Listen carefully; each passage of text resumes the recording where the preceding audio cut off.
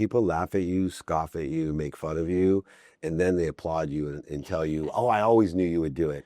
Complete bullshit, by the way. Welcome to Entrepreneurs, the Playbook. I'm David Meltzer with one of my favorite entrepreneurs of all time. She is an incredible mentor, coach, teacher, but also author, and her latest book is aligned with my brand. Her book, Mistakes That Made Me a Millionaire, aligned with Made from Mistakes, the incredible Kim Perell. What an honor it is to have you back on the Playbook. I'm so happy to be here, my friend. It's been too long. Got to figure out some way to see you. I know. I watch all of your content. I read all of your books. And what I love about you is the authenticity, the essence of telling both sides of the story. It's not just I'm made to be successful, everything is easy. You really explain how the mistakes happen, why they happen, take accountability for those mistakes. Why do people have so much difficulty being vulnerable in helping other people by paying the dummy tax and being honest about paying the dummy tax? Well, because usually, as you know, people want to talk about the wins. You know, I sold my company for $235 million. You don't want to talk about the struggles and the challenges and the mistakes I made to actually get there, which was so many. So I wanted to expose mistakes, as you do, in a whole new way so people are okay with sharing them, because how are we going to learn or how are we going to grow if we don't talk about actually the challenges that really are what made us successful? And you have done this more than once. So we've talked about a $235 million exit. That's one of many exits. So you've made a lot of mistakes in order to get to those exits. I was saying that things happen very slowly and then all of a sudden. And it's that slow portion of how they happen where we learn the lessons so things can happen all of a sudden. So you can be an overnight success. Yeah. I've known you for a long time. Even though you don't age, I've known you for a long time. How were you able to keep the perspective while things were happening very slowly? Because the majority of the time on my biggest exits, there was no evidence or the evidence was contrary that I ever would have any value in the company or ever exit. Oh, yes. Looking back, and I started my first company with $10,000 loan from my grandma, and I sat at my kitchen table for 3 years with no evidence that I would actually be successful. And I think it's that having that vision and being committed to it and the belief that if someone tells you you're crazy, that you can't do it, that you don't have enough skills, that you're underqualified, that all the reasons that you can't do it, which people hear all the time, your confidence in yourself has to be greater than everyone else's doubt, because there's going to be doubters and critics and naysayers, and I've heard it, but your confidence and conviction is what will push you through. Yeah, people laugh at you, scoff at you, make fun of you, and then they applaud you and tell you, oh, I always knew you would do it. Complete bullshit, by the way. One of the other areas with your book and the mistakes that you made to be a millionaire is about an Einstein type of philosophy. And a lot of people, they don't realize it's more than just the mistakes of our past, the setbacks, the failures, defining moments, historical relevances. In my case, losing everything, including my mom's house in 2008, over $100 million, pretty big mistake. But it's the key is the meaning that we give these mistakes, setbacks, and failures, because we're defined by the meaning that we give the past in order to expand our future. In other words, we limit our own self-image, this confidence and comfortability that you have. We limit it by the meaning of our past, and you'll never overachieve your own self-image, which is another way to talk about the confidence and comfortability that you have. Is there a particular way that you give meaning to these mistakes so that you actually expand your self-image and your imagination and your success?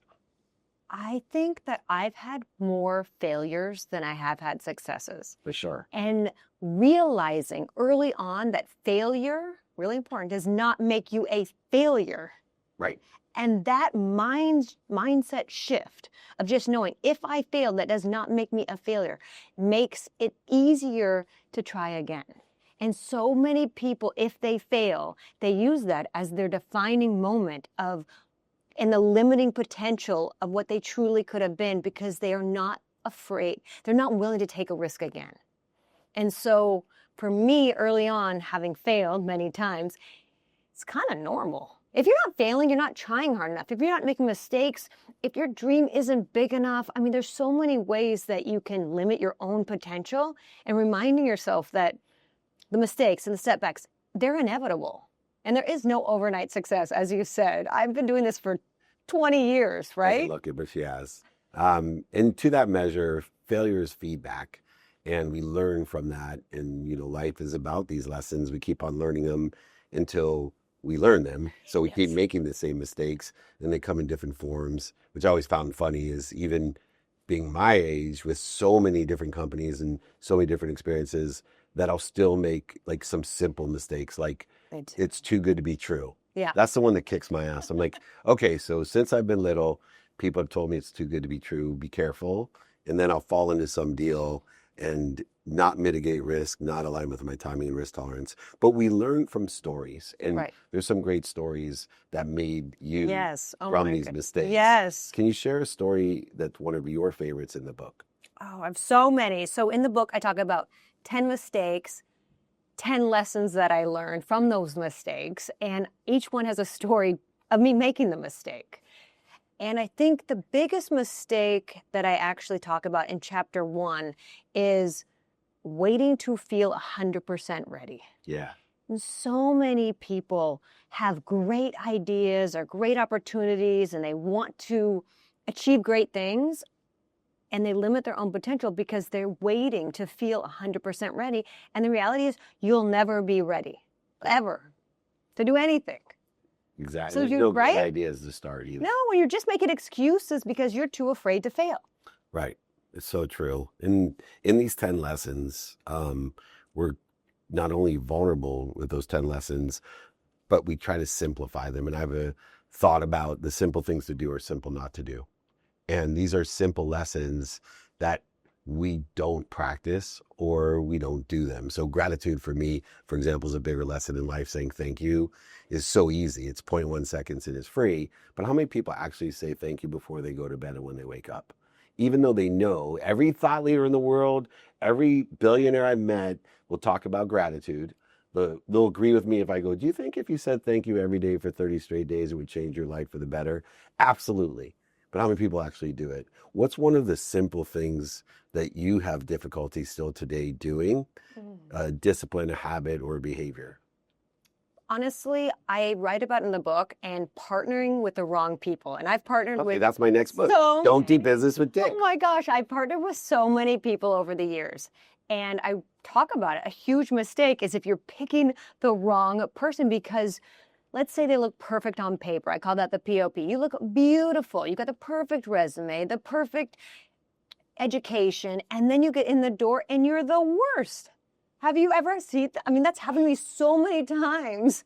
So many times. And Right. it's an evolution of understanding, the relativity of someone versus the association versus this idea of feeding and bleeding. And so values become extremely important. I always say you're much better off if you learn someone's values aren't aligned with yours early on, because if you find out later on, whether it's your marriage or professional pursuits, the longer it goes until you find out if your values are aligned, the more expensive and costly it becomes. It becomes real damaging. And you see people all the time that it takes 20 years sometime in a partnership or a marriage to know something that they could have been more interested and interesting about those values. Are there some core values that you look for in partners? Well, for me, I mean, so I have my own values, right? My personal values set. And then each company has a life of its own. So each of my companies they have their own values. And I think it's really easy to hire against values. If you create those early on, similar to what you're saying, our values in any company are whatever they are, 3 to 5 values that dictate the behaviors of the individuals in the company. And then I know if I'm interviewing you, if your values are not aligned to my company's values, if my values of risk-taking and resilience and you do not like to risk-take or are not good at bouncing back, probably not a good person for the company, right? And so it's really been important, I think, just coming back to your point on basics. Like, let's just get a simple vision and simple values and we can get pretty far, right? But if you're not aligned, you likely should go somewhere else. Yeah. Now, one of the things that I admire most about you, besides our friendship, is your ability to monetize and materialize, create realities. Even beyond, I think, my own capability, one of my admiration comes from you have this keen sense on how to build a business to monetize it. Yeah. You know, and I always joke around when I'm coaching entrepreneurs. I'm like, hey man, I get that you're aligned with my mission of empowering people to be happy, but before that mission becomes possible, you started your LLC, for example, and you check this box and it says for profit or not for profit. And I meet so many people in bigger companies too, that they take the mess that they're in and they create a message, and the message becomes a mission, but it doesn't create the monetization. Right. And your book is Mistakes That Made Me a Millionaire. It's not mistakes that made me a better person, a better wife, a better mom. Like specifically, even your book title was to the intentionality of monetizing your business. And I don't even know how many exits you've had since the last time we've spoken, but that's to me what makes you extremely unique in our space. What is the magic in the mistakes that you're able and capable of doing what most people can in monetizing the mistake? I'm able to connect the dots very easily on future opportunities. And so my ability to do that, and having been, I started in tech, but now I can do it cross category, cross industry. So I feel I'm CPG. I see it everywhere. You name it. Yes, I'm across industry, but I also believe, and I talk about this a lot, I know now you can't do it alone.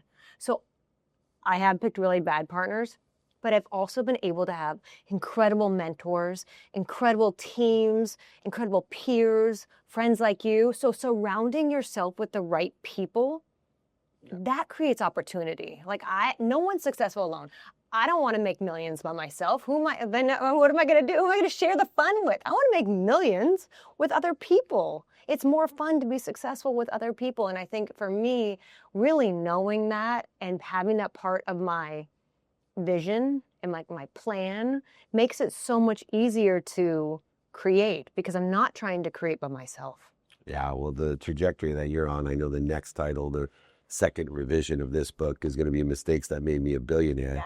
So it'll be billions, not millions. I know that's how things go slowly, then happen all of a sudden, they keep doubling. So there's no doubt. You mentioned something very interesting about sharing the success with the people that we work with.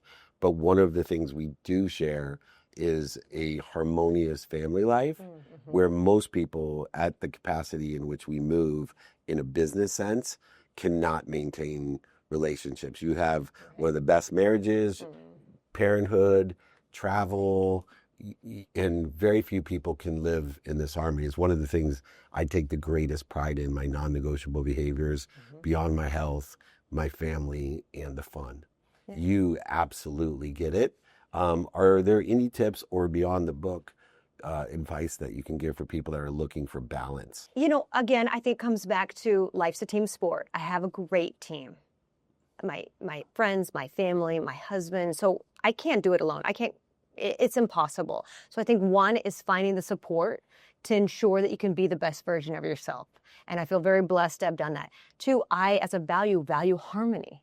So I wouldn't put myself in any relationship that is not harmonious. It's against my ultimate value system.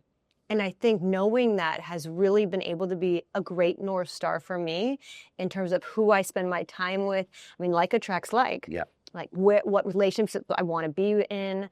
If it's not harmonious, I will be the first person to get out. And I think that's it. I talk about that mistake in the book, staying too long.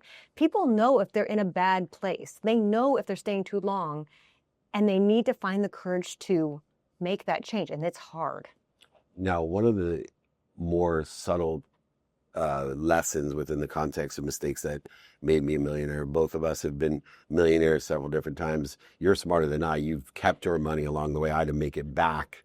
But it's interesting between the relationship, not in how do I make my mistakes to be a millionaire, but the other side of it, which is how does my relationship with the mistakes change when I'm a success, financial success? Because I've had to learn from the success of being a millionaire very young like you. You handled it much better than I did, but that relationship still today always is omnipresent in how am I going to keep my relationship with my financial success to the mistakes I make today so I don't lose everything or change my status as a millionaire. Yeah, I think it's being very intentional. It's interesting that we talk about values because another one of my values is being generous on every occasion.